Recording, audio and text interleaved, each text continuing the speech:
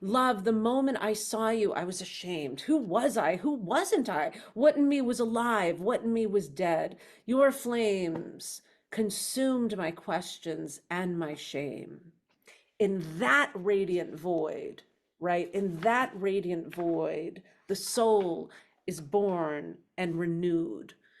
So this void comes up a lot in Rumi's poetry. And this is the place we can talk about the void in many ways. But first, it can be the place we emerge from. Some people, some Sufis talk about the void as God because everything emerges from it, right? So the nothingness that everything emerges from.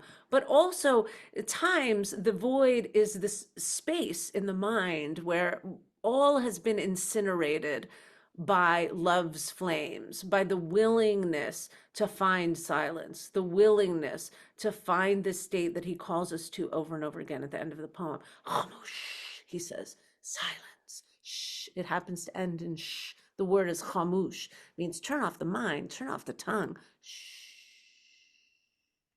Right? So this will come up again and again. But this silence that is the sort of place of no narrative, of no egoic chatter, of no dogma, of no shame, of no judgment. This place where we see things with nothing's eyes, as he says in another poem, where we see things with fresh eyes. This place is a coveted place in mystical thought, in Sufi mysticism, in Rumi's poetry. And so when he says, your flames, love, your flames consumed my questions and my shame, in that radiant void, the soul is born and reborn. We are blind men under a blue sky, crouching in the road. Love, your moon illuminates our blind eyes, lighting up the whole sky. And then he goes on. I'm just sort of, picking up certain moments in here. Praising you, we praise ourselves. Whoever praises the sun praises the eyes that see the sun, praises an ocean, our words a boat on the waves. Tell me I was sleeping. All right, right? The idea of being awake and being asleep comes up again and again too. If we are awakened to love, when he says, for instance, in Gold, he says, I am a child and love is my teacher, waking me from ignorance. Right. So the wake up call is waking up to love, right? Constantly, constantly. And then we'll go into what is love. And love shows up 96 times in this book. And of course, one can talk about love in many, many ways. And there's all different kinds of love.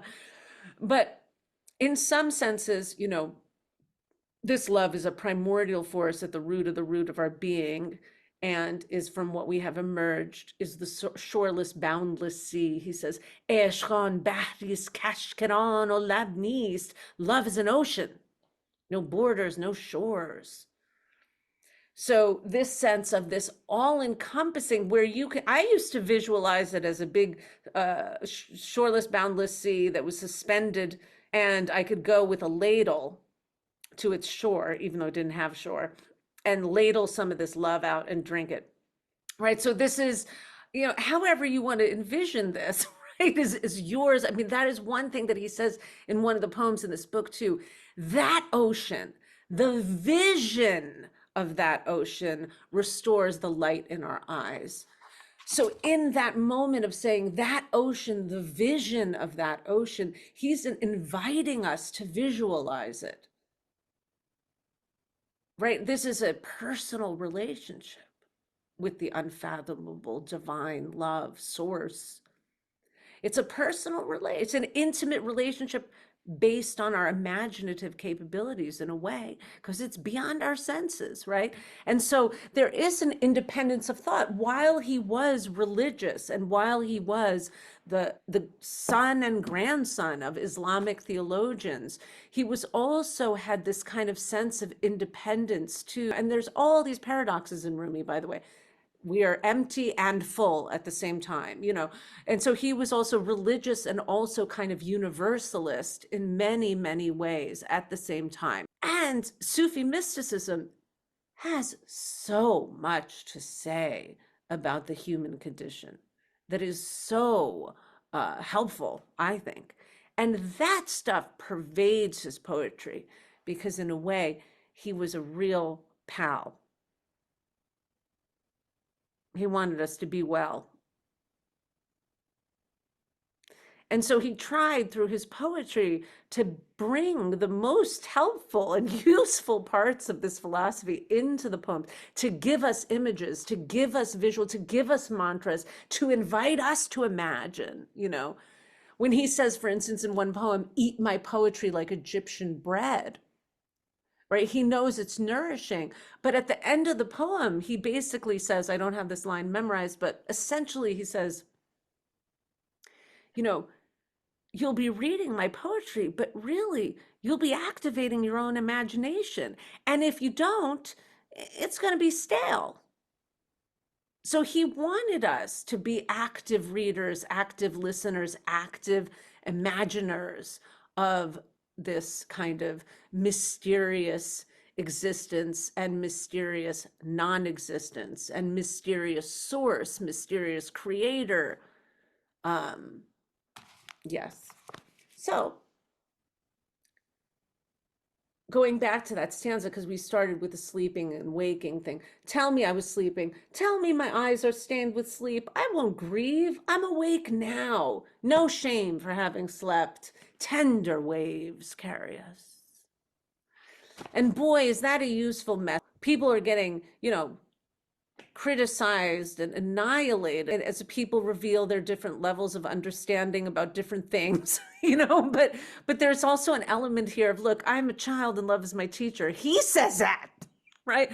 So what about coming forth with a sense of humility and also a sense of understanding that we're all kind of moving along this path? I won't be ashamed for having slept. I'm awake now, is this sort of sense. And tender waves carry us, tender waves carry us. Let that be so. Because this kind of work that he's talking about, this kind of evolution, it can't really happen without tenderness.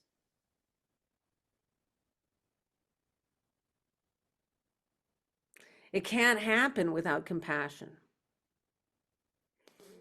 towards ourselves and towards each other and towards this very often sad world, right?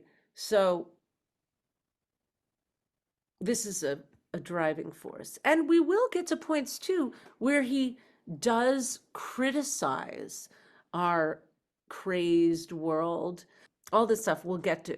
Let's go to, because we were talking about Shams of Tabriz, his friend, I want to read just maybe excerpts from this poem. Shams of Tabriz was the vagabond, mystic, itinerant, wild man who was really walking the talk of the mystics, came into Rumi's life when Rumi was about 38. He was Rumi was very famous. Shams was not interested in fame. People would ask him, be my teacher. They'd say, be my teacher. And he would say, nah, I don't want to be your teacher. And then he'd just fly from one town to another when he felt like it. So they called him Parande, which means bird. Anyway, Shams was 66. He was kind of lonely. He was like, you know what? I kind of want a companion. I kind of want a student because I have all this knowledge I want to bestow upon someone, but I want someone who's a maestro. And maybe this guy, Maulana Jalaluddin Muhammad ibn Hussein Balkhi, who we know as Rumi, maybe this is the guy.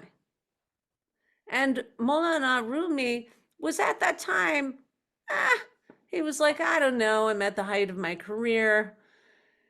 Is this all there is? Can I go deeper? I'm a preacher, right? He's a preacher. He's a very magnetic, charming preacher. And he's like, what else is there? How can I actually eat the fruits of this philosophy? I'm surrounded by people that are worried about hierarchies and sitting with the most famous, VIP speaker. That's not what this is about. We're talking about the, annihilation of the egoic self. And yet there's all this hierarchical thinking. And he was like, so he was looking for something else. Well, bam, what a match made in heaven. So they met.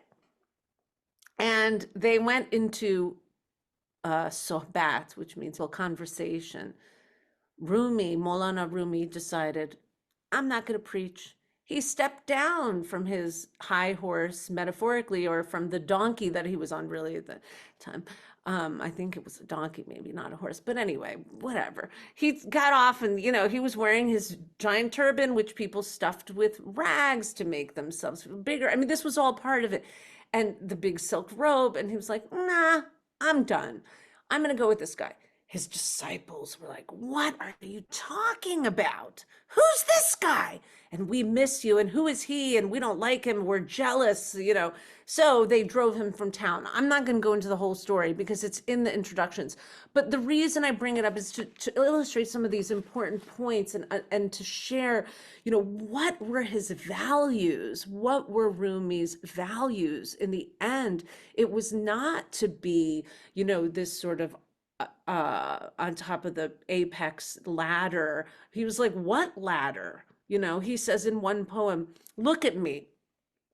I'm all invited to this feast. I'm the lowest of the low. I'm so far gone in ecstasy, I can't tell up from down. Right. So that's a place that he gets to. And I will read a poem where he talks about this very interesting aspect. Anyway, مرده بودم زنده شدم گریه بودم خنده شدم دولت عشق آمد و من دولت پاینده شدم. You hear the rhythm and the rhyme. مرده بودم زنده شدم گریه بودم خنده شدم دولت عشق آمد و من دولت پاینده شدم. I was dead, I came to life. I was tears, now I'm laughter. Love found me, shook me, woke me to the eternal love within. My eyes are sated with appearances. My eyes have seen all that eyes can see. My soul is bold, it leads. With the shining warmth of Venus, with the courage of a lion, I follow. So you see, he's moving from surat to mani, from the superficial to the depths. Let's go under the surface, right? He is interested in the depths when he says, my eyes have seen all that eyes can see. My eyes are sated with appearance. My soul is bold. It leads with the shining warmth of Venus. And this was very important to him. Kindness, friendliness. This was a big part of him. He was a nice guy, which is one of the reasons I love him so much.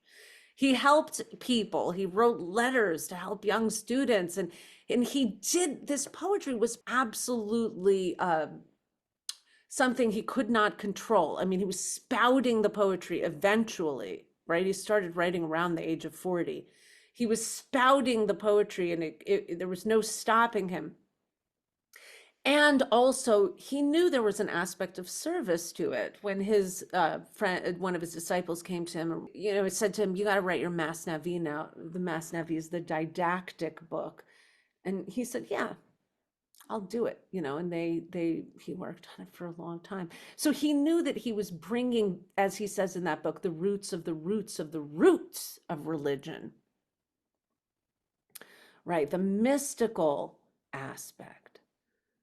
And this is where we are in the oneness. And, sometimes people say that and it gets maybe a little bit, sounds like a platitude sometimes, but he was dead serious about this, right? This is a real state of mind and a state of being. And we can't always be in it, but we can inch towards it and we can expand our time in it. And what happens when we're there?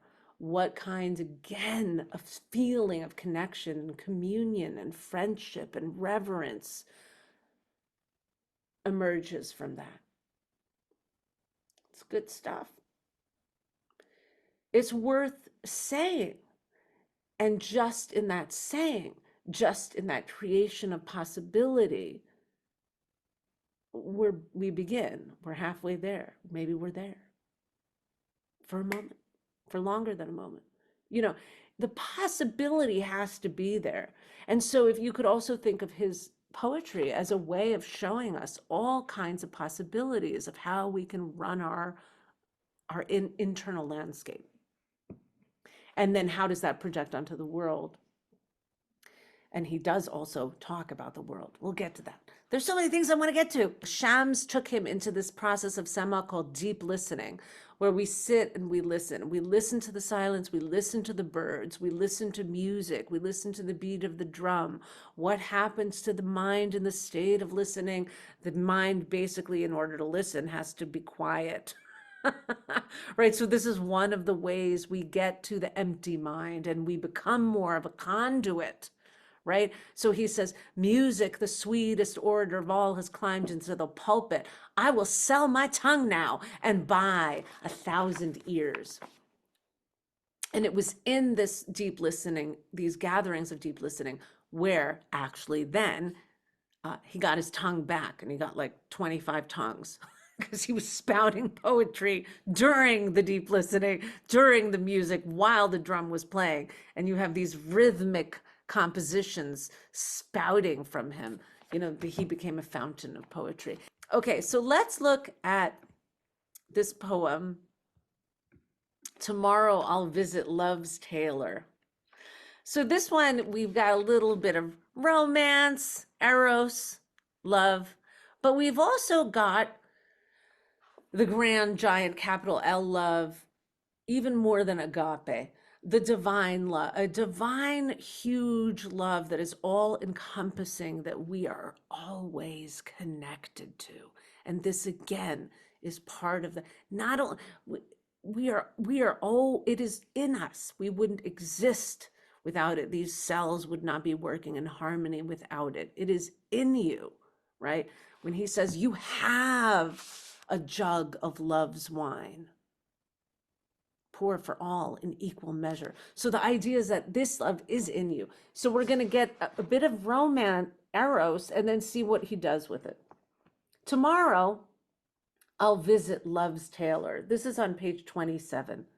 Tomorrow, I'll visit Love's Tailor, my robe of longing 1,000 yards long, my robe of melancholy, passion, entanglements, and infatuations.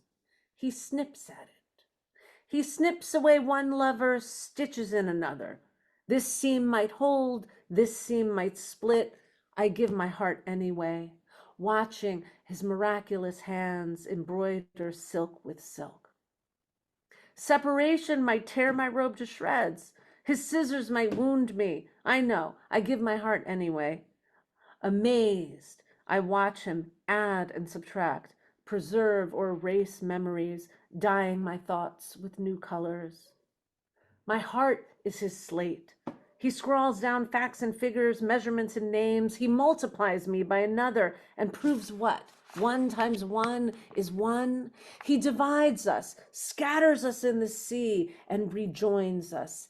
Every drop, each drop, every one of us, right? Even when we're separate from the lover, from the romantic love, each drop, one with the shoreless one. We are some product, quotient, difference, no matter. His arithmetic, his algebra always yields the same result. One and only one, a marvel, shattering thought. So that's fun. Let's look at this. I hope that if I share this screen, it'll work. Let me try it again. Share screen. Share screen. Let's see. Share. All right. So you see this tomorrow I'll visit Love's Tailor.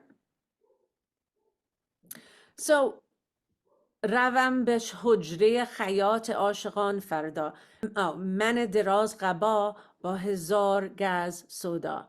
Okay, so these are the first 2 lines when he says, tomorrow I'll visit Love's Tailor, my robe of longing 1,000 yards long, my robe of melancholy, passion, entanglements, and infatuations. Now, I want to just look at this word soda. This is the word that I unpacked. So just a moment to talk about the process of translation. Soda is one word that has a lot of meanings. They're very connected and related. But because we have a robe of longing that is 1,000 yards long, as he says, we might as well open up the word soda and create a sense of length, right? So my robe of longing, 1,000 yards long, my robe of melancholy, passion, entanglements, and infatuations. So there's our long robe, but that's one of the choices. So I could have just picked one word, but you see how fun it is then to create this long list, because this is what he's dealing with, right? This sort of endless experience of soda, which is so many things. It's melancholy, it's lighthearted infatuations, it's our passions, it's our entanglements with each other. And this is what the Taylor, then he says, he snips at it. He snips away one lover, stitches in another. This seam might hold, this seam might split. I give my heart anyway.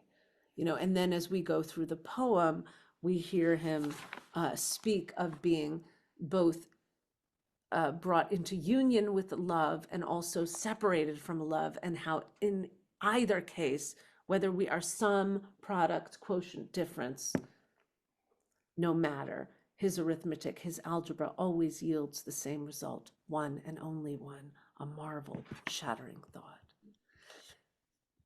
Okay, another word that I want to show what happens with unpacking is this word, faqr. فقر در خواب دیدم دوش من گشتم از خوبی او بیهوش من. And you see also some of you have written in the ghazal form ever. Has anyone ever tried to write in a ghazal form? Yes, Elaine, I see a yes. Good. I can see you. I can see some of you. Well, I can see a few of you. So we have this rhyming or this repetition of the word man, man, man, man at the end of the line. You also have this douche man, behush man, madhush man, atlas push man. So you hear this is the form of the ghazal. And so in this one, this was a tough one to translate, because this word faqr has a lot of cultural context that isn't familiar to most American or to most English readers, American readers. It is faqr is a word that has colloquially means poverty. So just if someone says the word faqr and they're having a conversation, regular conversation, just means poverty. But in the context of Sufi mysticism, faqr is an emptiness, a neediness, actually, even a hunger that can only be filled by the unfathomable love, by, okay, God. All right, God, tough word to use for a lot of us. It has so much connotation itself, and but an important word to use when you're translating mystical poetry, because God is very present, and this unfathomable source, which he invites us to imagine and believes that that our imagination of this unfathomable, as he said, restores the light in our eyes. And at some points he'll bring in water, he'll bring in the ocean, he'll bring in the fire, he'll bring in all kinds of ways of understanding this massive love, this force of love, and of the divine, which is the everything and also the nothing. So it's like full of paradoxes, and it's somewhat of an elusive thing, and yet we can develop a relationship with it, is the idea, right? But let's go to this poem. He says, last night in my dreams, I saw my hunger, I saw my need, I saw an emptiness only God can fill. So a lot of that first stanza is an unpacking of the word faqr, because I could have just said, last night in my dreams, I saw my poverty. But that might sound like material poverty. That wouldn't necessarily tell us, American readers, what in the world we're talking about. So we say, last night in my dreams, I saw my hunger, I saw my need, I saw an emptiness only God can fill. That's the definition of faqr. Then he goes on, enchanted by the beauty of this poverty. Now I'm going to use the word poverty, right? He says, enchanted by the beauty of this poverty, I nearly fainted. Enchanted. Let me just get the poem. Yes. Enchanted by its perfection, I lay awestruck till dawn.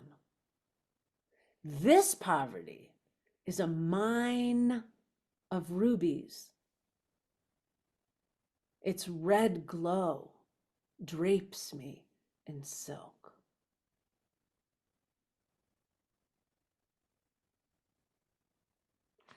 Another way of conceiving of the divine now. He's giving us another image for the divine. Okay, last night in my dreams, I saw my hunger, I saw my need, I saw an emptiness only God can fill. Enchanted by the beauty of this poverty, I nearly fainted. Enchanted by its perfection, I lay awestruck till dawn. This poverty, not material poverty, right? This poverty is a mine of rubies. Its red glow drapes me in silk. So it is this emptiness that is actually filled when we allow it by this what? Suddenly, this mine of rubies that has a red glow that drapes me in silk. What a great way to imagine the divine. So, you lie down and you imagine what? Something to bring in this soothing warmth. Because certainly we can imagine God as jealous and angry. I mean, sorry, but I won't. I mean, and shaming us all for our sexual organs. I mean, give me a break. Or for sexual impulse. I mean, is that really? I mean, so anyway, but let's imagine a different sort of sensation, right? And even say that this emptiness that we allow to let the divine in, to let this warmth in, to let this ocean of love in, to let this love that actually made us in a very kind of way that we can't describe beyond the five senses, beyond the five senses, but also just alone, to think of all the electromagnetic forces that bring things together and hold them together is a kind of love. You are charged with love. And that love is a divine love of the creator, the creation source. So, okay, so this is what we're working with here, Now let's look at another poem. Oh, I'm glad I put this order in. I don't know if I did this. Is this order I had on this page?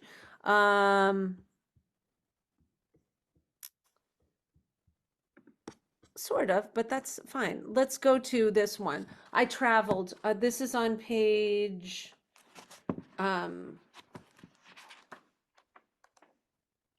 speaking of love and speaking of the somewhat elusive nature of it. We have this poem, I traveled to every city, on page 5. I traveled to every city. There was none like the city of love. The city of love. I didn't know what it was. I didn't know what I was missing. Young and callow, I ran from one city to another. All I knew was a searing loneliness. I didn't give love a thought. I walked straight out of its honeyed fields and like a beast grazed on whatever grass I could find. I hungered for onions and leeks, not quail, not honey, not manna. How could I long for what I hadn't tasted? Among souls, I was a soul alone, a restless heart with no wings. A flower has no tongue, yet it tastes the rain. A flower has no throat, yet it drinks the rain. So I tasted and drank the wine of kindness and laughter. Without my knowing, Without my doing, it seeped into me.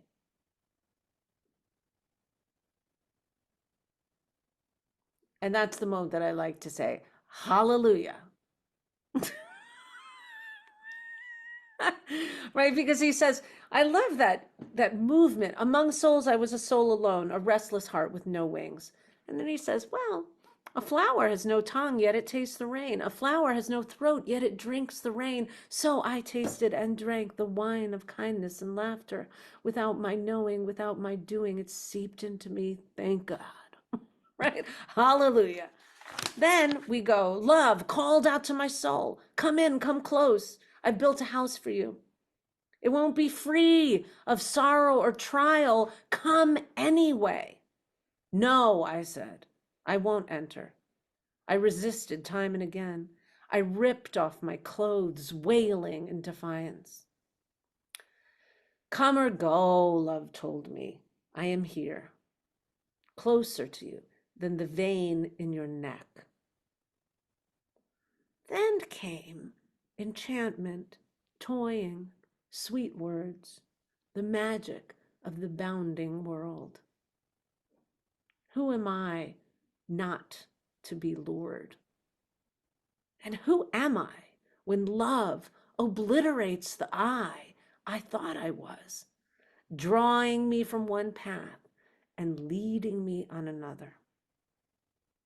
I could tell you, but every time I get to this point, the tip of my pen breaks.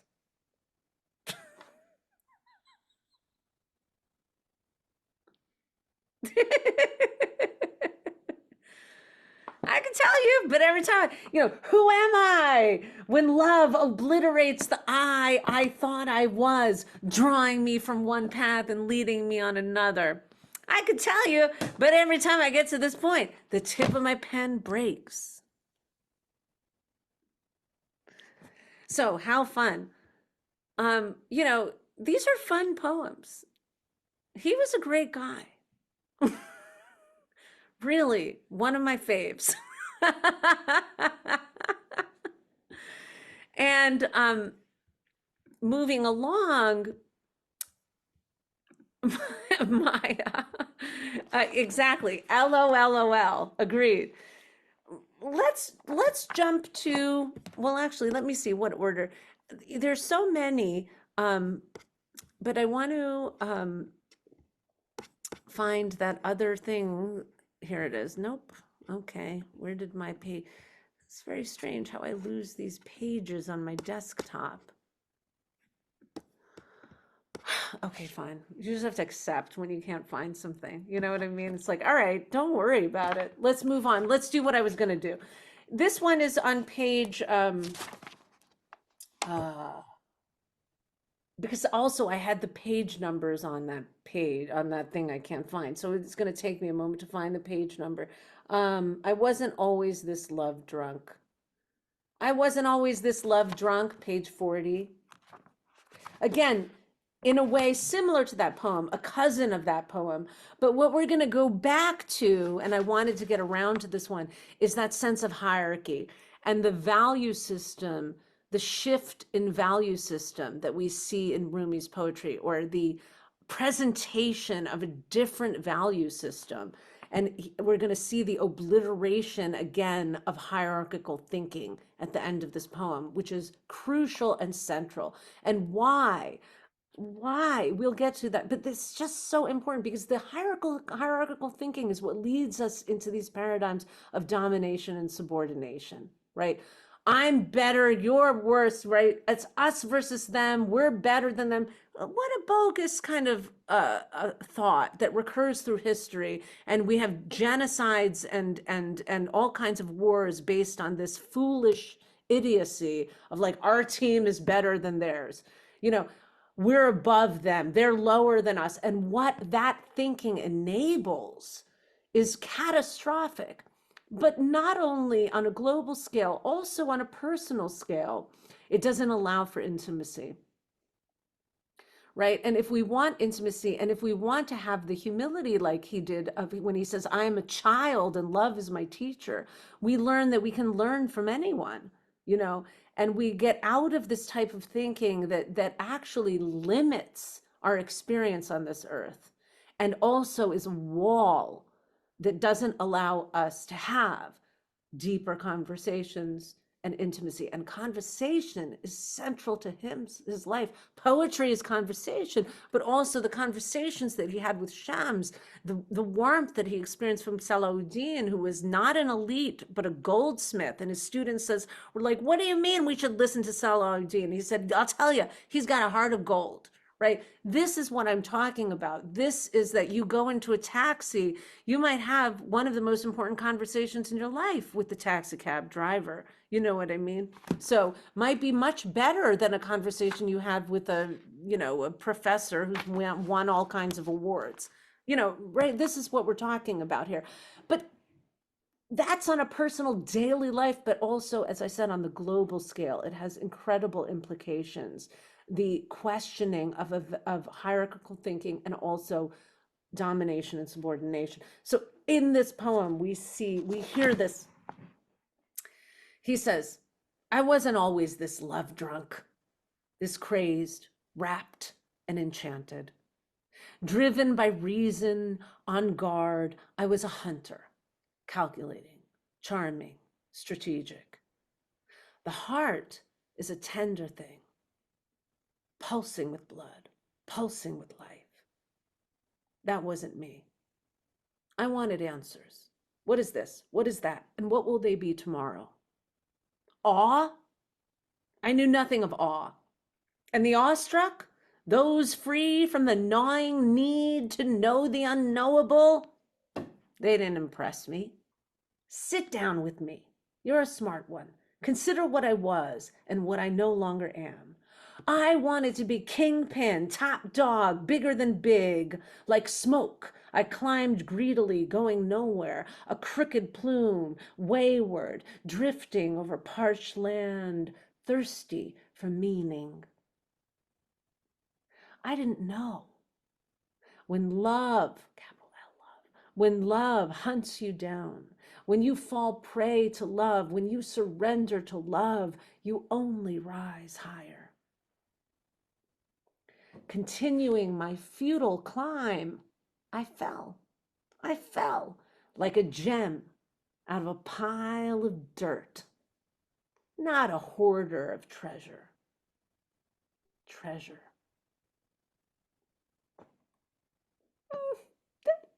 That's when I was a kid, there was a cartoon character that would do this. That one brings me to that. The generosity of the last stanza too, and the honesty, and then all the generosity that he has for us in that. He says, continuing my futile climb, I fell like a gem out of a pile of dirt, not a hoarder of treasure.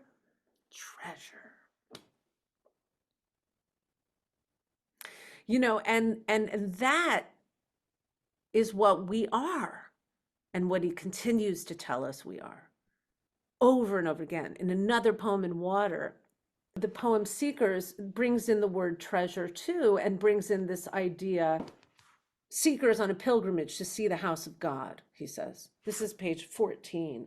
Seekers on a pilgrimage to see the house of God. Where are you going? Where are you? Your beloved is here. Come back. Your beloved lives next door. Your beloved is right behind the wall. Why are you wandering round and round, lost in the desert? Look beyond form. Okay, remember we said the surat versus mani, the surface versus the meaning, the depths. Look beyond form. Look into the faceless face of love. You are that love. You are the house, the dwelling place of love and its maker. There's that responsibility he gives us to cultivate, practice, make love, right? Within us, right? Within us, cultivating love, right? Look beyond form, look into the faceless face of love. You are that love. You are the house, the dwelling place of love and its maker. You've traveled 10 times to see the house of God. You've described it in detail, all its exquisite features. Now tell me about the God inside. For once, enter your own house, climb to the roof. If you saw the garden, where are the flowers? If you swam from God's sea, where is your soul's pearl? Searching for treasure, you've endured so much trouble. Hear this truth. You are the treasure and the veil hiding it.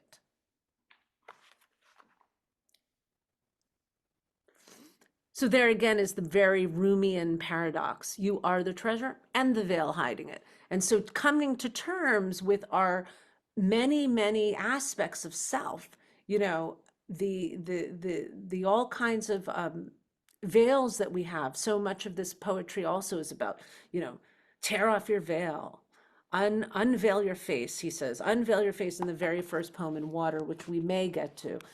So speaking of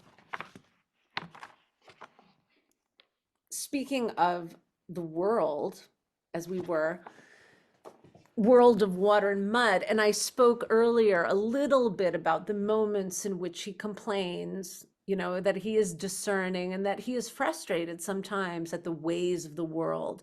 For instance, in one poem, he says, "My heart breaks when I look out on the old turning wheel of the world, the trickery, the snares, the deception." This is on page 2.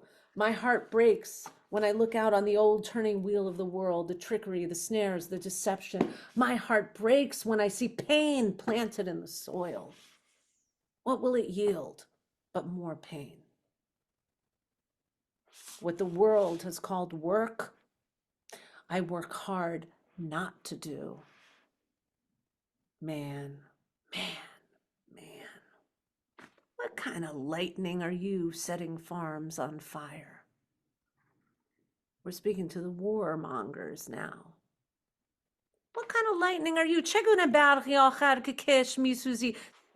چگونه ابری آخر که سنگ میباری؟ Man, man, man, what kind of lightning are you setting farms on fire? What kind of cloud are you raining down stones? What kind of hunter caught in your own trap? A thief stealing from your own house? You're 60 years old, you're 70 years old, and you're still uncooked?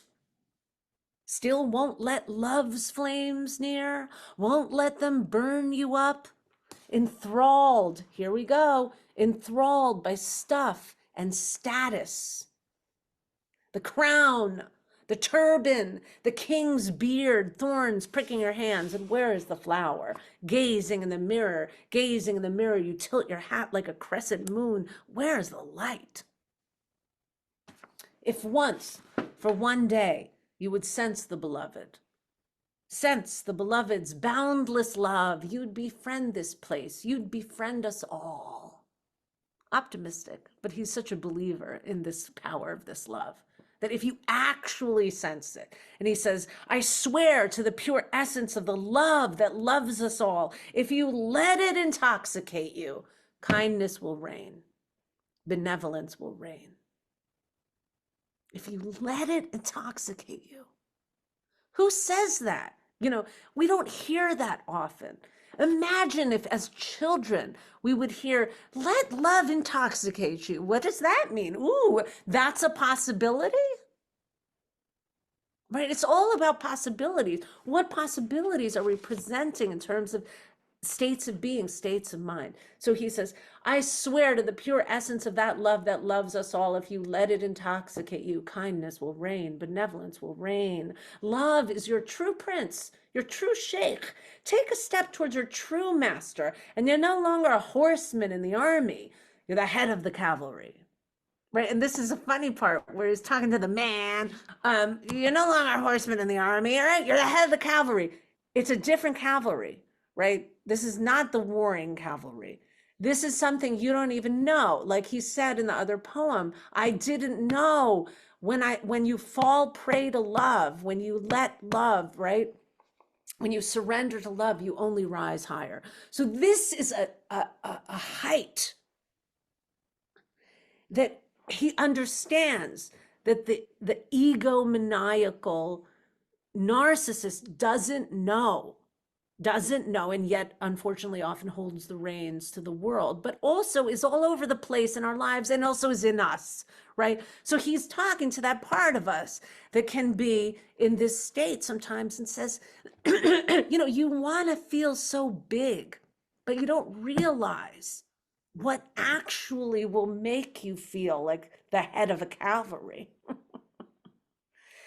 is a deep and profound connection, reverence, awareness of the luck that you have to be alive. And this reverence is our salvation. As a species, we're not seeing it much take effect in the world.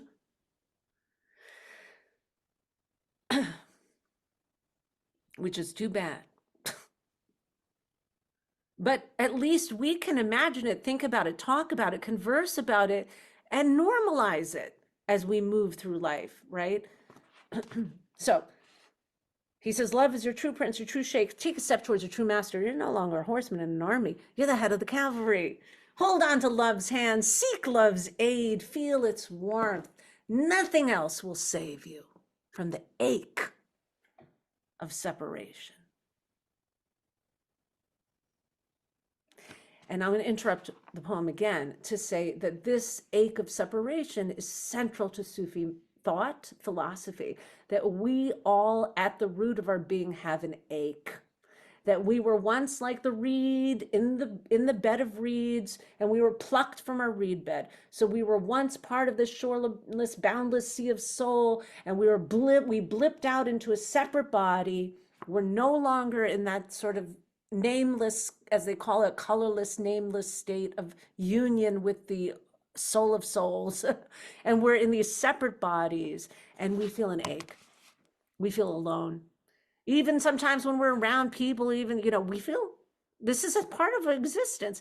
And this ache of separation is so incredibly present and painful for many of us that it causes us to do all kinds of neurotic things. But in Sufi philosophy, the idea is befriend it, know it, just know it, and be okay with, just caress it. It's okay, and it's human, and you're not alone in it. And in that feeling of not aloneness with the ache of separation, we feel a sense of union, because we're all in this together, and having this crazy experience of being human. So, when he says that and he goes there, hold on to love's hand, seek love's aid, feel its warmth. Nothing else will save you from the ache of separation. Do you think Trump doesn't feel an ache of separation? Of course he does. His whole life is about trying to compensate for this feeling of absolute and complete pain, emptiness, and then we have to deal with that every single day. We have to deal with that. What a pain in the butt. Instead, what if we talk about it and educate ourselves and recognize where it is and see it, right? And that it doesn't actually move up in the ranks the way it does, and people are scared of it because often that character is screaming and throwing temper tantrums and doing all kinds of things that make everyone shrink in their vicinity, and deceiving. Anyway, let's not go. All right. Yeah. We know. Here we go. Hold on to love's hand. Seek love's aid. Feel its warmth. Nothing else will save you from the ache of separation. On a desolate night, remember love. Feel dawn breaking within. How can night persist under a rising sun? While you sleep, love sits at your bedside, praying for you, weeping for you. If I say more, the world will burn. That's the end of the poem. If I say more, the world will burn. When Rumi was a young boy, he went with his father through the mountains of Nishapur, and Attar, who's a poet, looked outside, and he had talked to the young Rumi little boy, and he told the father, he said, that kid's gonna set the world on fire with his love. You know, so this, if I say more, the world will burn, is maybe hearkening back to that, but also saying that version of the world that he started out with. My heart breaks when I look out on the old turning wheel of the world, the trickery, snares, and deception. That world will burn. If you take my words seriously, right? Just the ones I've already said, I don't need to say more. If I say more, it's going to burn right back. But if I take it, there might be actually a slow burn. There might be actually an evolution, right? Well, why not? It's a tall order, but worth imagining, worth envisioning, worth working towards, at least within ourselves. And that is huge. That is huge. So when I say at least, I don't mean to diminish that. So that was one that I was going to read, but there was also this other one, right? Another one where he starts with a complaint, and then watch how we move through the body of the poem. And you as writers, this is a great, maybe to hold this as an exercise, because we're not going to do, well, we're probably not going to do an exercise today, but hold this as a prompt. Allow yourself to go into a poem where you're starting out with a sensation and have a different one by the end. So talk yourself through something, and you don't necessarily have to come up with an answer or tie it in a bow, but what if you allow, a real clear sort of inner monologue to happen in a poem? Maybe that's a prompt. Okay. So he says, world of water and mud, ever since I've known you, I've known torment, trial, and tribulation. You are a pasture for grazing donkeys. The donkey is a symbol of ignorance in Persian literature. And that ignorance means in Sufism, it hasn't awoken to love. So world of water and mud, ever since I've known you, I've known trial, tribulation, and torment. You are a pasture for grazing donkeys, not the abode of Jesus. What am I doing in a pasture for grazing donkeys? Why am I here? World of water and mud, you tied my hands and feet. Why? So I notice my hands and feet. So I cherish them, untie them, meet my liberator.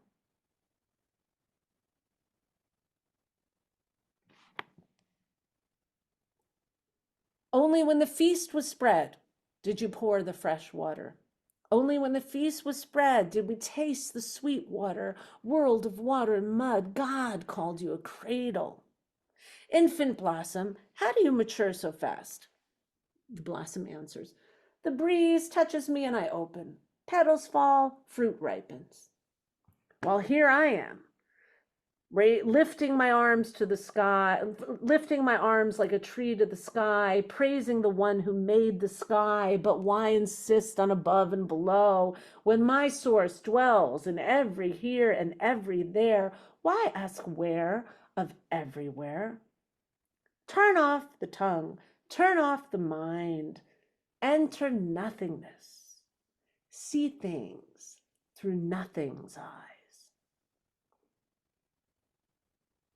So he's talking to himself in this end and to us, but he's telling himself, Khamush, which is a turn off the mind, turn off the tongue, enter nothingness. Remember that emptiness we talked about. See things through nothing's eyes. Okay, so we started with the complaint. We started with the frustration. We started with the recognition that sometimes we don't know what in the world we're doing in such a challenging situation on being on earth and of being human. Also wonderful, but sometimes, as she says, all I've known is trial, tribulation, and torment. Of course, there are many, many poems where he's speaking of the ecstatic. So we know that this is a moment he's having, right? This is a moment where he's getting in touch with the pain. And he says, you tied my hands and feet. Why?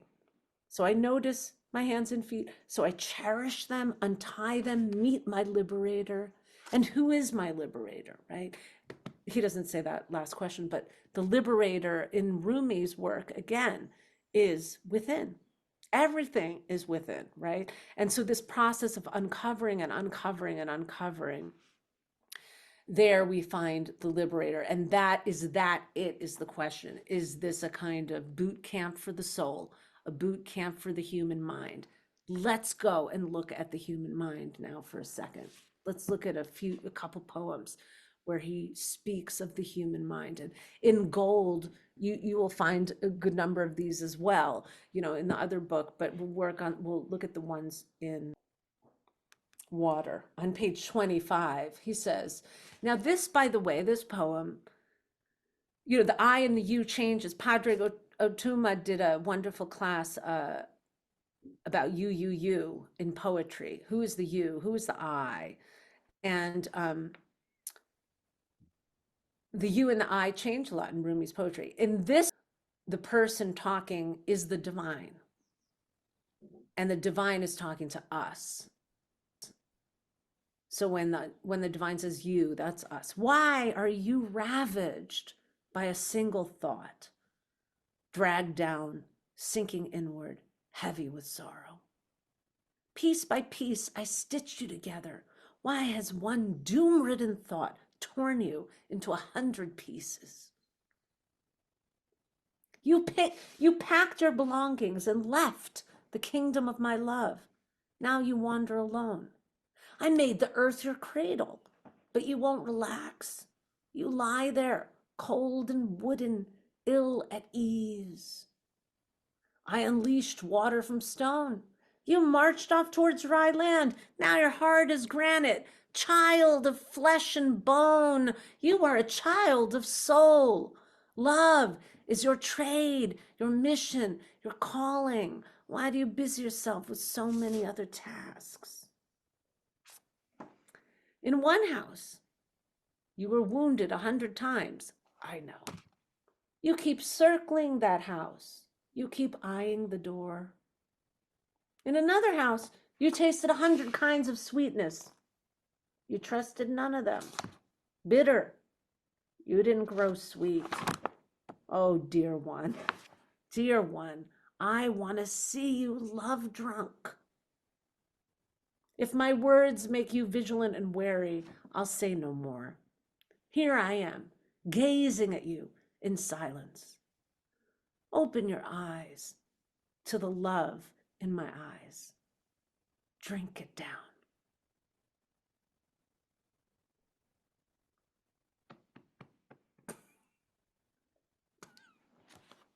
Right. That one for me has a heart pat and a squeaky eye.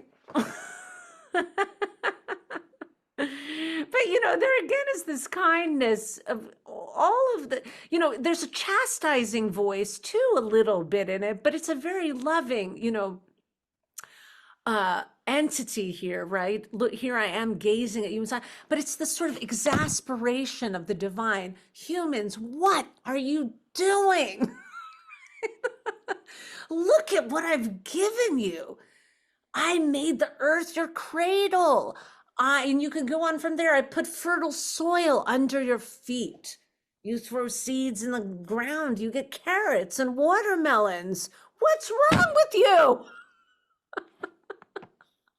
What do you want, humans, right? It's sort of just like, when is it enough? You could imagine, I want to write this at some point, but the earth, writing a poem to humans and being like, am I really not enough for you?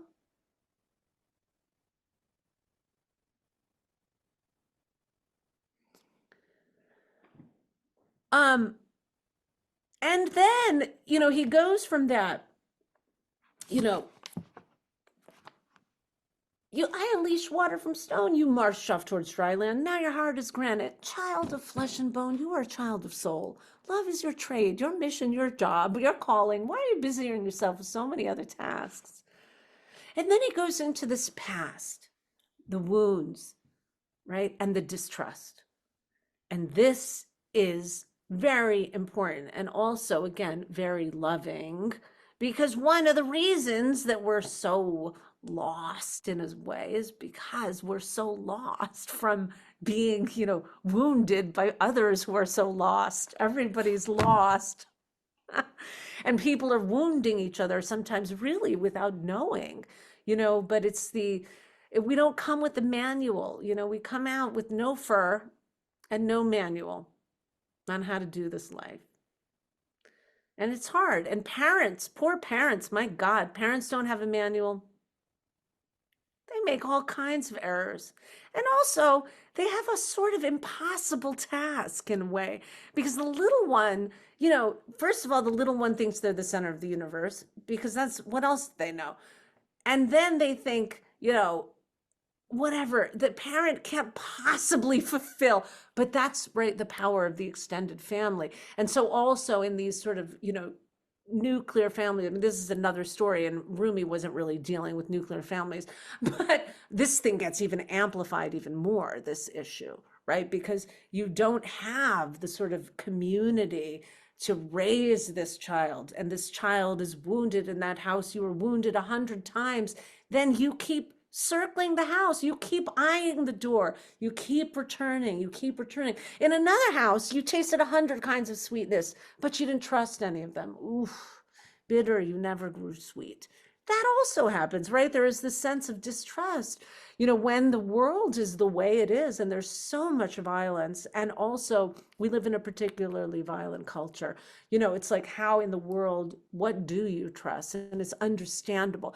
But again, these kinds of moments of acknowledgement are invitations to say, once again, all right, we're all in this together. We're all kind of having similar journeys. And so, how can we move through this and feel and conjure a belief in a love that is within us?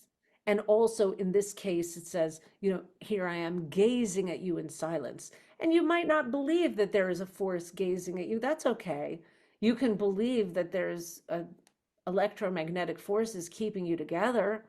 That's really loving. Those electromagnetic forces are very loving. You know, so then in another poem, a short one, he says, to brood, right, is to wander through a dark grove where one sheep strays and 100 wolves follow. To brood, right? Again, he's talking about the thought, because he started this poem. Why are you ravaged by a single thought, dragged down, sinking inward, heavy with sorrow? Piece by piece, I stitched you together. Why is one doom-ridden thought torn you into 100 pieces, right? Because he also recognizes part of the human condition is the cerebral cortex, you know, spinning narratives, spinning thoughts that are sometimes helpful, sometimes not, sometimes doom-ridden, with a basis in reality, sometimes not. Sometimes manufacturing doom-ridden visions, and then we are in a, you know, emotional state responding to things that aren't true. So he says, to brood is to wander through a dark grove where one sheep strays and 1,000 wolves follow, 100 wolves follow. Why did I make brooding my vocation when awe was an option? Thought spinner, mull the wine of wonder.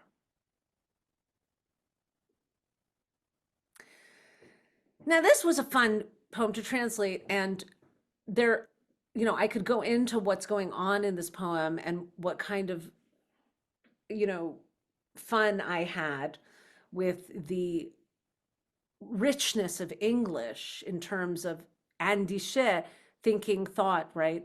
In Persian, I used brood, which just has that brood, you know, and then mull, right? Both forms of thinking. Mull also has the double meaning of warming the wine. So thought spinner, mull the wine of wonder, right? So this was fun, you know, just to point out how translation, you know, we're using a different medium. And so we have these different verbs or different words and that double meanings, and one as a translator should take advantage of these where you can. Um, anyway, yes, when awe was an option. Why did I make brooding my vocation when awe was an option? So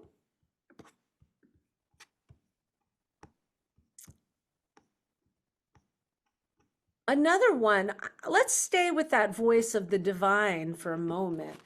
and go to another poem where we're hearing that voice speak to us again.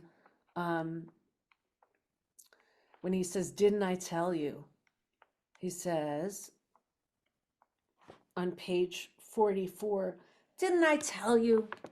There's no need to search for me. I am here, your friend, forever.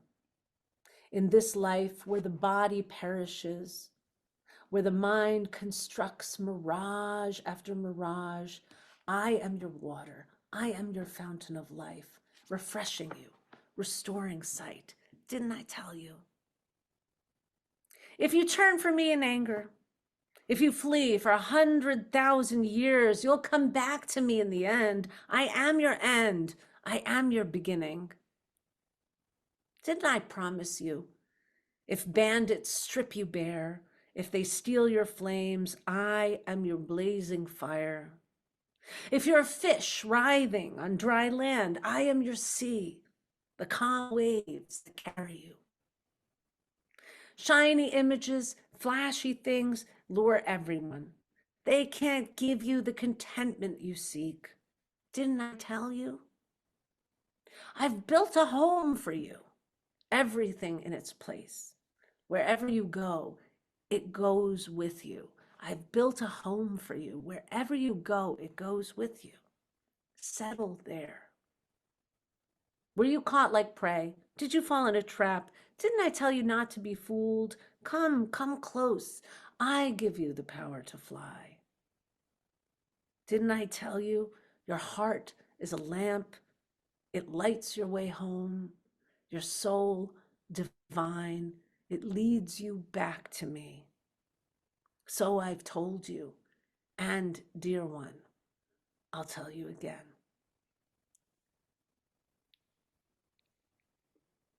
I'm glad I saw some smiles there and some nods. That last line again is that generosity. Yes, I've told you, and dear one, I'll tell you again. And the word in Persian, nagoftam it, nagoftam it, nagoftam it. Didn't I tell you? Didn't I tell you? Didn't I tell you? Didn't I tell you? Which again has a little bit of that chastisey voice, but then there's that care that is, pulsing throughout it, and it's kind of funny and sweet, you know. And yes, Allie, what did you write? I'll tell you again because we will forget. Yeah. And that is the cycle, the remembering and forgetting that is central to the spiritual path, is this act of forgetting, remembering, forgetting, remembering, forgetting, remembering, and I mean, just the path of being human. Let's see. Here's a nice one that I really like this one. This one has been used, as I often say before I read it, in a couple of weddings. And people change the names of the town, of the two towns that are named, to be their own towns or their own towns of origin, and it works quite well. It's called Fresh, Blissful, page 46. Fresh, blissful, the moment we sat in the courtyard, you and me. Two bodies, two faces, one soul, you and me. The garden's murmurs, the garden's music, the babbling brook of birdsong flows through us like the water of life. We walk among roses, you and me. The stars bend low to see us. We feel their eyes outshine the moon, you and me. No me versus you here. No me, and you here. We are free of gripes, free of nagging thoughts and delusions. Ruckus laughter is here, parrots drunk on celestial honey. A stroke of magic that we are here, while breathing the air of Baghdad's orchards, while breathing the air of Khorasan's streams, you and me. One form on earth, another in paradise, eternal in the land of honey, you and me.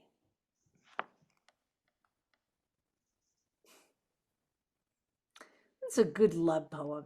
Yeah, that's just a straight up love poem. Nothing to say about that. But I do love this sort of sense of no me versus you here, no me, or you here. We are free of gripes, nagging thoughts, and delusions, parrots drunk on celestial honey. um, I'll read the one on the next page, 47. Here we are today, caught in a whirlpool. Let's see who stays afloat.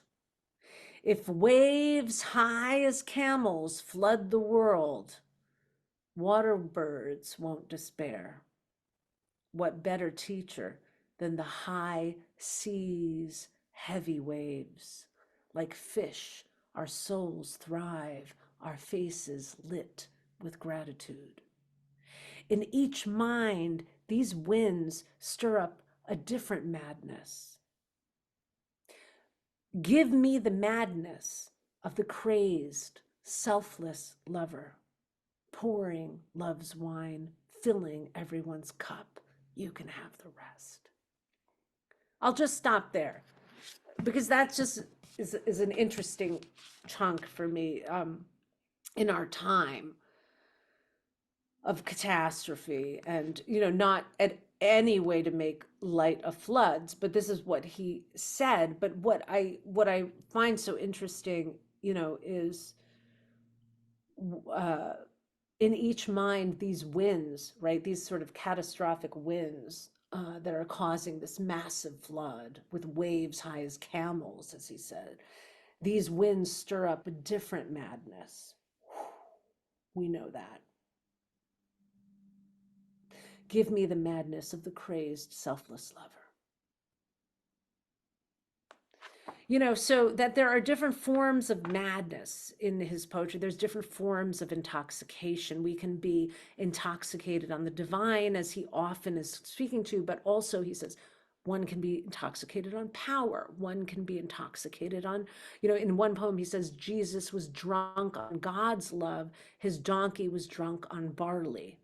Right? So there's all kinds of different things that we can be intoxicated on, but also there's all kinds of different madness, right? And so this sense of, in the face of crisis, which that is going to drive people mad, which madness are we going to choose? The road of selflessness and interconnection and sharing and giving, or are we going to get the madness of fuck it all, I'm going to be in the bunker with my rich friends?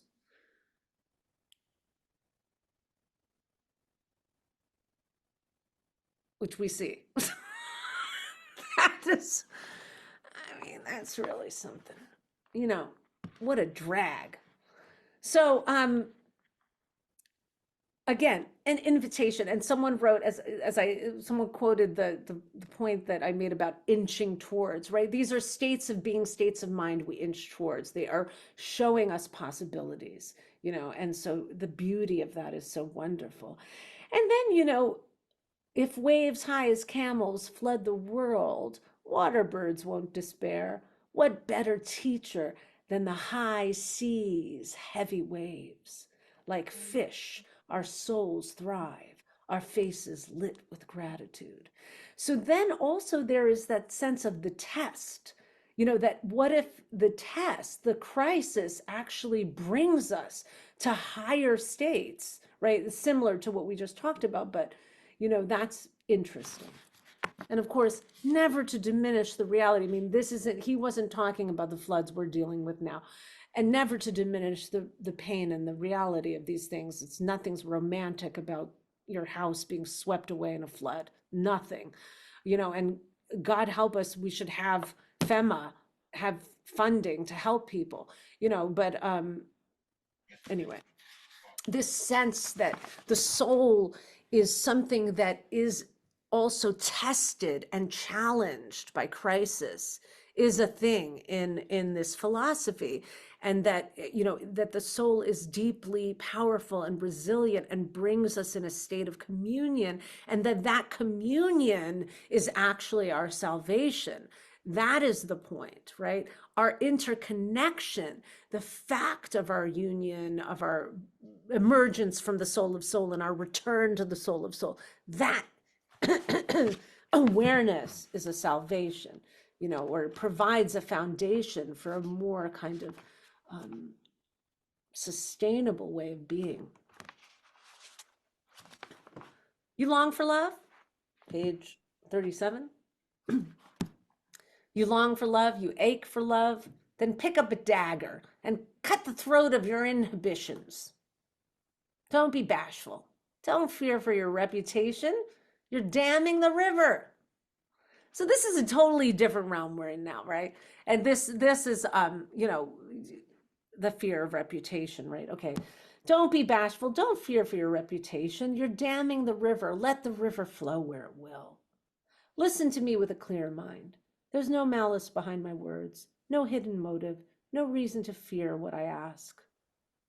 Why did the love-crazed lover go mad again and again, tricking his mind 1,000 times, sometimes tearing off his clothes, sometimes running to the mountains, sometimes drinking poison, sometimes asking to be nothing at all?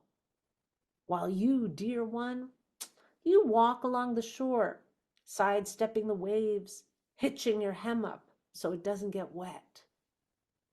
Plunge into the ocean. This path of love overflows with ecstasy, overflows with humility. High waves wash up at your feet. Kneel down, kiss the ground, master, serve love. You'll be bezel and jewel in a ring of shining lovers. Look, the stars spin, seasons come and go. The earth surrenders and suffers no loss. What do you have to lose? Let your whole body, your hands, feet, heart, stomach, every part of it submit to your soul. Listen with your soul's ears. Hear the clamor, hear the rapturous calls of lovers echoing above the green earth through the sky's blue dome. Don't mute your drum. Don't muffle the beat. Walk bravely into the field and raise love's flag. When day arrives, night fades. When the army of grace and benevolence arrives, suffering is defeated. Soul of souls, speak. One by one, love's secrets slip from your mouth.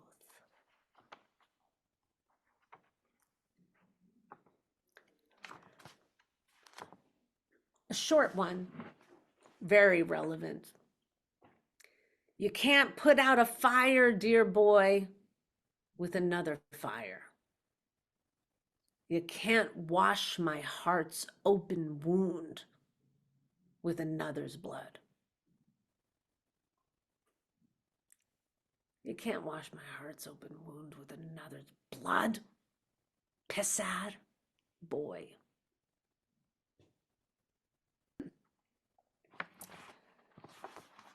Not alert. Try spinning wool. Still nothing? Try 100 jobs, 100 crafts, 100 causes and paths. If love's wine hasn't seeped into your skull by then, go to the kitchen in love's house and lick the plates lovers left behind. Not a lover? Try spinning wool. Still nothing? Try 100 jobs, 100 crafts, 100 causes and paths. If love's wine hasn't seeped into your skull by then, go to the kitchen in love's house and lick the plates lovers left behind.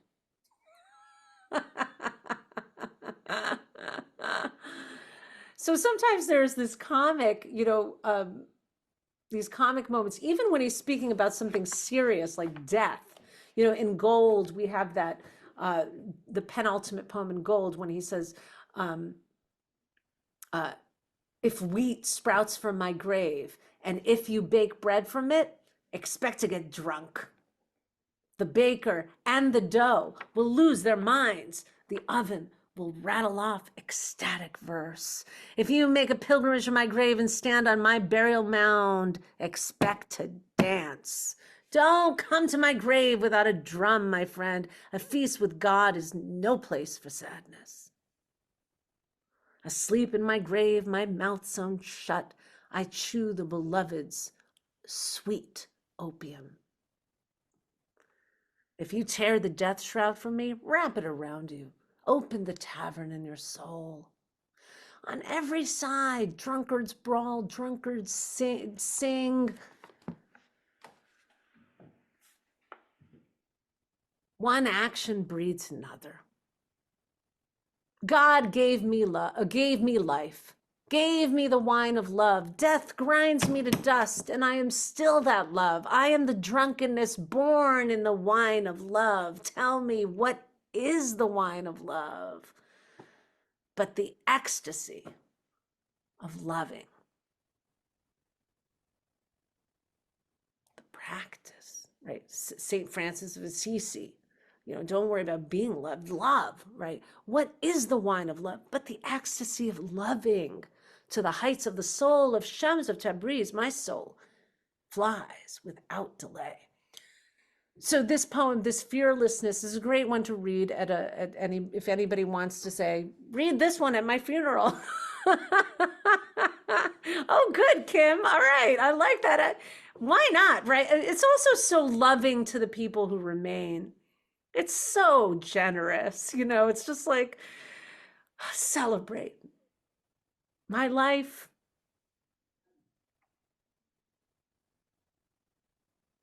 My union with eternity. If you want to believe it or not, why not believe it? We don't know what's going to happen. But when he says, Margema hast arusia abad, when we die, we marry eternity, right? So that was the one. I want to read the death poem from one of them, from Water. Also has a bit of a sense of humor in a different way, just in the opening. But again, hear the generosity for the people who are living, right? And also hear his faith in his vision of the afterlife. And again, they call this asrar, the grand mysteries, right? The big capital M mysteries, a mystery where we came from and where we're going. Anything we put upon that is a speculation, right? But,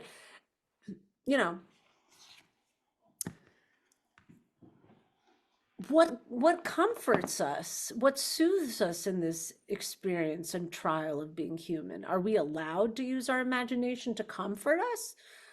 Were we using our imagination to manufacture suffering? Are we, when Denise Levertov talks about the imagination of doom and disaster, are we using, are some of these holy books telling us to be afraid, be afraid? Is the news telling us be afraid, be afraid? And isn't that a self-fulfilling prophecy? That if we are taught to be afraid and afraid and afraid and see enemies here and enemies there and doom-ridden possibilities here and there, we move through life in a state of tension, and we're more likely to create pain, enemies, doom-ridden situations. It's a very simple, right, thought, and it's true.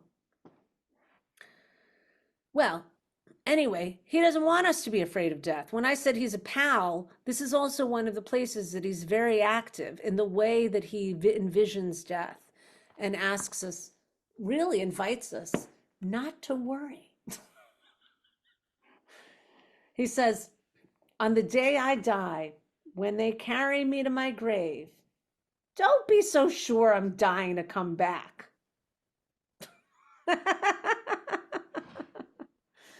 Don't weep for me, dear love. Don't cry out, what a pity, how terrible. You're gone, you're gone. This leaving is an arrival, a reunion. Lower me into my grave with no goodbye. If the grave is a cage, the soul flies free of it. If the grave is a curtain, gardens blossom beyond it. When the sun and moon set, they climb another sky. When you see me going down, see me rising. A bucket disappears in a well and comes up full. A seed is buried in the ground, a flower sprouts. Why imagine another fate for the seed of the human soul? My mouth closes in this world and opens in another. A shout of placeless joy echoes through the placeless sky. So again, you know, also very kind to the people at the funeral, you know, just to allow them to imagine a shout of joy echoing through the placeless sky. I'd like to put the death poems towards the end in both volumes. The last one, very short, he simply says, when I leave this body, people will ask, what did he do with his life? I knew you, beloved. That was enough. And that's a capital B, beloved, right? Because again, this is the capital L love. I knew you, great fountain of capital L love, beloved. I discovered you. I searched for you. I walked through the land of darkness and found you, right? This is Khezr. Khezr is a character that Rumi brings up a lot. And in the next book, I will bring in Khezr. But one of the things that Khezr does is he walks through a land of darkness, which could be internally, could be in the world, could be in a meditative state. But what he finds is the water of life. Ab hayat ishq. Ab hayat recurs through the poetry and is another way of speaking of love. It's a love as water. This is the sort of fountain of immortality in a way. But this is the place of replenishment and restoration. And, Khezr finds that as he moves through the darkness. So to find that when he says in another poem in water, in the depths of the soul, there's a gushing spring, love, the water of life bubbles up from its depths. Let that spring feed the world's river, and let that spring feed you. Again, another visualization, another kind of mantra-like image to sit with, to meditate on, to just imagine, even in the darkness and the pain and the emptiness, right? And emptiness that again is full and is coveted. But, there is that fountain, there is that sort of primordial source of replenishment. We find it within. Can we find it? Is it hard to find it within? Sure. Does consumerism, militarism, obsessive materialism make it easy to find that fountain? Nope. Right? So don't ever be hard on yourself. I mean, in a way, one can imagine that this fountain is compassion. When Shams of Tabriz, the teacher, he doesn't use the fountain as the metaphor in this one. He uses the ocean, but he says the sea of compassion wants to rise within you. And so, this to bring it to yourself and to soak yourself in it is also then to give it out into the world. Because whatever we do to ourselves, in a way, we do to the world, do to each other, so it is a service to be compassionate to yourself. And so don't feel guilty about, some people we have all kinds of trips in the mind, it's like, some people are like ashamed to say that self-love. It's like, oh boy, I get it. I understand where that comes from, but it's like, it's okay to really, really be kind to yourself and accepting of yourself, and also at the same time going for what he often calls the taste, the fragrance, discernment. So I am compassionate to myself. And also I'm like, I'd like to feel a little more expansive here. I'd like to let go of this knot in my psyche where I get, greedy, or I get jealous, or whatever the things are that sort of bring us down and keep us separate, right? And so there is that point at which we can be like, I don't want to do that. Move out of the tangles of fear thinking was a line I heard when I was very young. And I thought, you can do that? Because I need to do that. You know what I mean? I was like, okay, thanks for telling me because I need to do that. And then I needed to hear that possibility. Um, he says, beloved, when your sweetness rains down, the price of rock candy plummets. It's cute. Another moment of comedy and sweetness there. I tasted selflessness. There's the taste that I just spoke of. I tasted selflessness. I hunger for more of it. I tell your love drunk eyes, I want to see like you. I want to shine like you. I want to have your unmuddied sight. That's what I long for. A crown, a throne, I don't need them. To bow to the ground, to serve love, that's what I long for. A breeze wafts in from the east. To inhale its fragrance, to confide in a friend, that's what I long for. Love, I am wax, waiting for your imprint. Stamp me with your ring. That's what I long for. One moon hovers in the sky. Another moon hides in the heart. To live in its light, that's what I long for.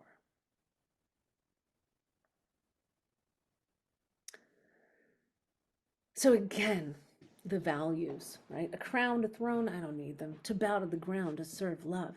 You know, in another poem, he says, you know, the real, the true master. He says, I was a stableman led by a donkey. Now I'm the master of my mind. Well, I'll find that poem. He says, it's a short one. He says, master, master. Let's see if I can find it.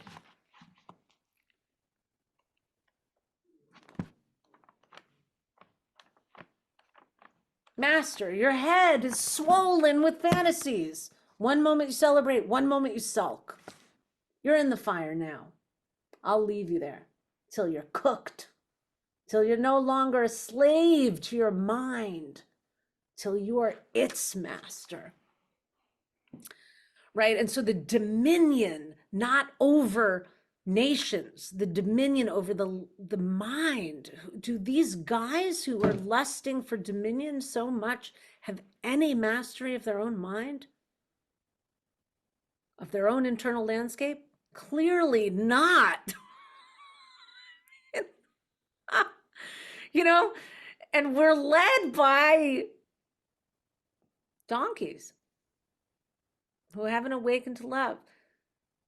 It's a paradox. Necessary? No. You know, I like Riane Eisler. Anybody here has read The Chalice and the Blade? I'm in the middle of it. I like it. Riane Eisler, she's bringing a lot forth about, you know, the time in history when the paradigm was partnership and cooperation rather than domination and subordination. And we think that this paradigm of domination and subordination is the only one, you know, and war will never end, you know, but it's like there were pockets and times, and true, they didn't last long, or maybe if you go back very far, they did. But, you know, I was talking with my friend and we were laughing because he had read her too. And, you know, she brings a lot of discussion of Crete, for instance, and other civilizations where there were these moments where actually goddess worship was central too. And there was, and it's not, you know, it's not that the matriarchy means the subjugation of men, right? That's again, it's the false thinking. That's not what it means, you know. But it's an awareness that the power is used for the good of everyone, for life, to hold life and respect life. And so it's a cooperation and a partnership. But sometimes this wisdom comes easier from people with wombs because they're going to have the next generation and they're trying to preserve the earth for them. So there is that. Not that every woman knows what they're talking about, or is, you know what I mean? But we can I think we can agree that there's some truth. But her point is that there were moments in history where there was actually veneration of women, not misogyny, not the subjugation, and that in these times there was not the paradigm of domination, subordination, but there was a partnership and there was not war. And she brings all these examples. And I was talking with my friend, we were laughing, we were saying, you know what, even if those examples aren't true, which they are, but even if they aren't true, it doesn't even matter because the vision is real and many, many people hold this vision. Anyway, that's a side note. But I think that Maulana Rumi brings some of the foundational philosophy of this other type of being into his poetry. And that's one of the reasons that I translate it, because I like finding these poems, when he says, "Ey shah ishq parvar monand shir madar berakhsa," love spreading king. He's defining a different type of king, love spreading king. This is the true king, the rare king, nourishing as mother's milk. Come and dance.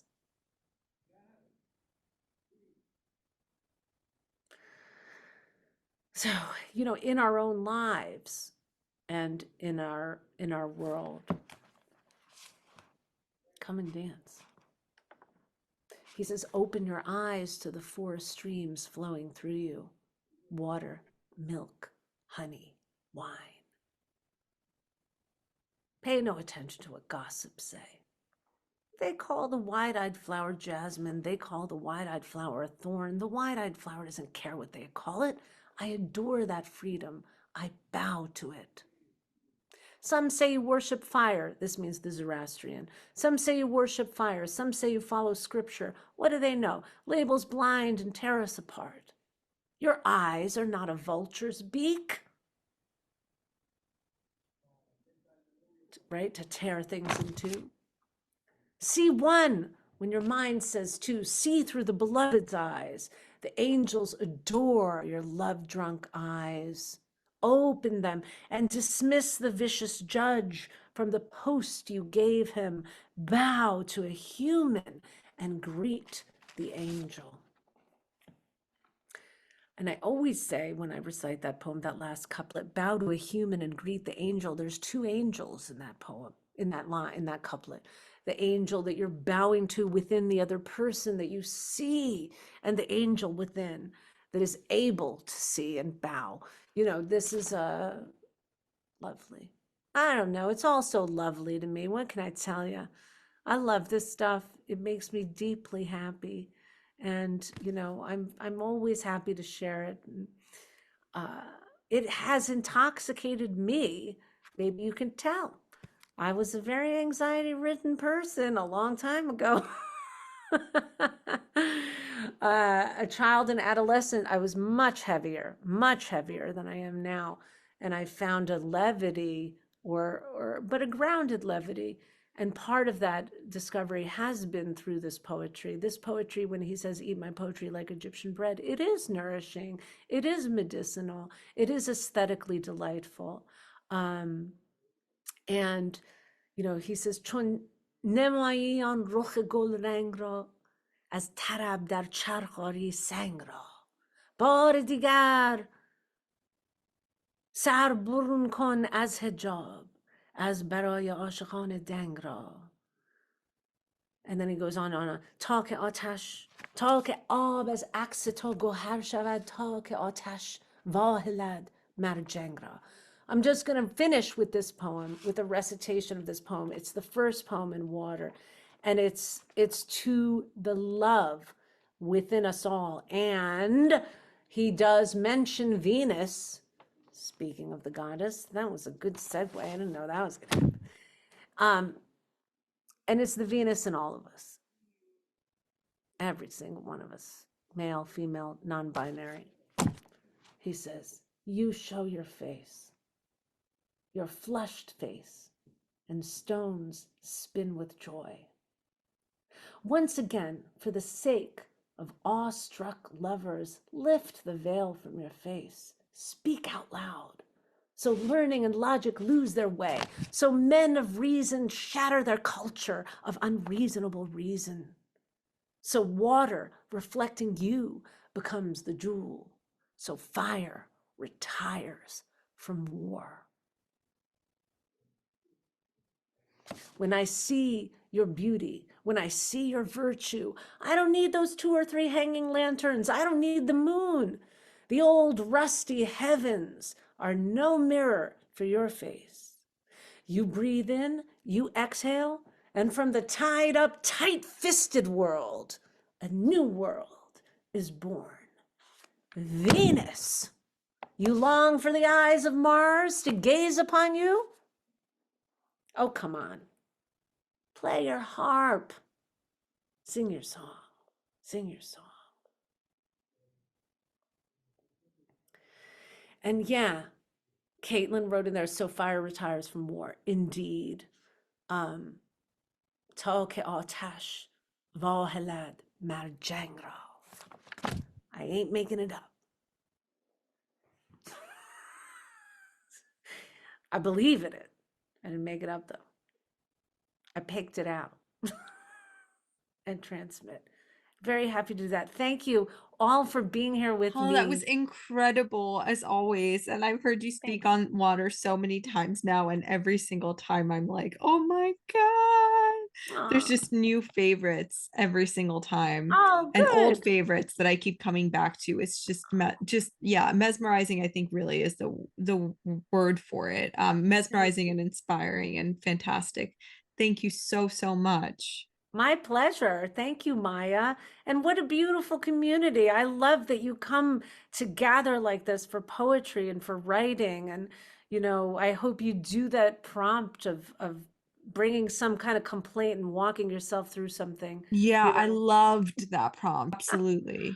Absolutely, Yeah. we will do that. And stay in touch, with me on these different media. Yeah, follow her, follow Holly, because you can also see when she's performing live next. And Yes. that is something you do not want to miss.